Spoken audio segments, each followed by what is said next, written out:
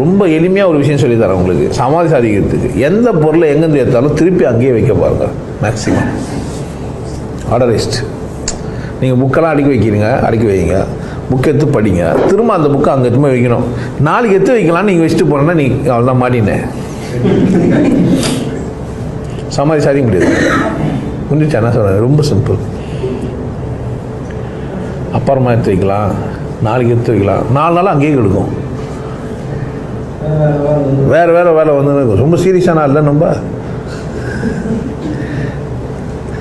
அதனால் அந்த மாதிரி எடுத்து வைக்கிறதுனால திரும்ப போகிறப்ப எடுத்து வைக்கிறதுக்கு. அதனால் உன் மனசுக்கு தப்புன்னு பட்டா செய்யாத, சரின்னு பட்டா செய்யாமல் இருக்காது. அப்போ உன் மனசுக்கு சரியெல்லாம் செஞ்சுனே வந்தியானா நீ ஒரு சரியான இடத்துல இருப்ப. உன்னை கேளுன்றேன் நான். வேறு யாருக்கு எந்த கருமத்துக்கு கேட்டாலும் அதுக்கு தேவைன்னு சொல்கிறோம். அவங்க என்ன போய் வெங்காயம் சாப்பிடலான்னு கேட்டுன்னு வச்சுக்கோ, அவள் தான் பூண்டு சேர்ந்து சாப்பிடாதுன்னுவான். ஏன் போய் கேட்டவனே? அவன் தான் பூண்டு சாப்பிட்றது இல்லையே, புரிஞ்சிச்சா? அதனால் யாரை கேட்கணும்? என்ன தான் கேட்கணும். பூண்டு நக்கிப்பார்.